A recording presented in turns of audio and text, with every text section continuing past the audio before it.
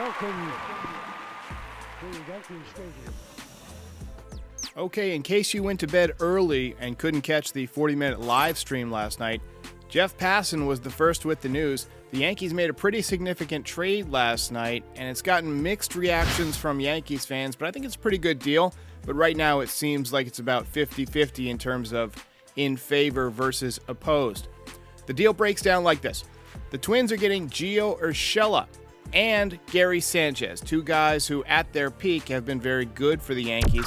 Gio is an outstanding defensive player who the Yankees got for cash considerations, and he's shown more ability to hit for contact in recent years. He's just 30 years old. He took a slight step back in 2021 when he hit .267 with 14 home runs and 49 ribbies. His OPS plus, or ballpark adjusted on base plus slugging, was 96, or about 4% worse than league average. Gary Sanchez, the Kraken, homegrown Yankee, is on his way to Minnesota. He's entering his age 29 season, so he's still got some time to get his value up before he becomes a free agent next winter. And I don't think it'll surprise anyone if he bounces back and hits 30 home runs. But his average and OPS have been dropping precipitously since his outstanding rookie season of 2016. In 2021, he batted .204 with 23 home runs, 54 RBIs, and a 99 OPS plus. He played in 117 games and is a two-time All-Star and the 2017 Silver Slugger at catcher. He owns the top two spots for single-season home runs by a Yankees catcher with 34 in 2019 and 33 in 2017.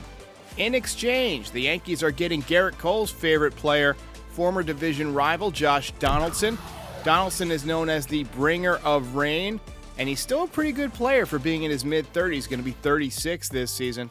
Barring another trade, Donaldson will presumably take over at third base, and according to Baseball Savant, the website for all things StatCast, he ranks in the 63rd percentile of outs above average, so he's still solid over there.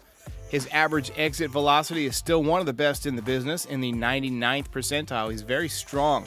His chase rate is also excellent, in the 84th percentile. He's signed for 2022, 2023, and 2024, and he'll make roughly $50 million over those next 3 years, or an average annual value and salary luxury tax threshold hit of $16.6 million. Not bad for a guy who can still do some damage over there, but again, he is aging. The Yankees have also picked up Isiah KinerFalefa, a defensive whiz, a left-handed bat, and now the Yankees' new shortstop. Kiner-Falefa actually only ranks in the 4th percentile of outs above average according to StatCast, but everything I've seen from him and everything that I've heard about him suggests that he's a versatile player. He can play third base, he can play shortstop, and he can play catcher if you need him. He's got a great arm, which is something you need for shortstop, and he plays very hard. Offensively, you can do a lot worse. He ranks in the 75th percentile of sprint speed and in the 95th percentile of whiff percentage. That means he makes contact, something that we've been begging to see more of from the Yankees. Not much power, just 8 home runs in 2021, but that's not why you're trading for him. The Yankees also picked up some catching depth with Ben Rortvedt coming over via trade. He's not expected to be the starting catcher, but he has a chance to become the backup. Haven't seen much of him, hadn't even heard of him until this trade went down. The two salaries added together to the Yankees' payroll still has them under the luxury tax threshold of $230 million officially, but according to the website Spotrac, which keeps track of these things, the estimated benefits and minor league salaries for call-ups will put the Yankees over the threshold, and that's expected to give them a luxury tax bill of just $1.069 million. But again, there's probably more moves coming. There's been talk of Matt Olson for first base. There's been talk of Freddie Freeman. We'll see how that works out. In summary, your key takeaways: the Yankees are getting an entirely new left side of their infield, and this one move is going to put them over the luxury tax after all the player benefits are tacked on. They've added some speed. They've improved their defense and athleticism.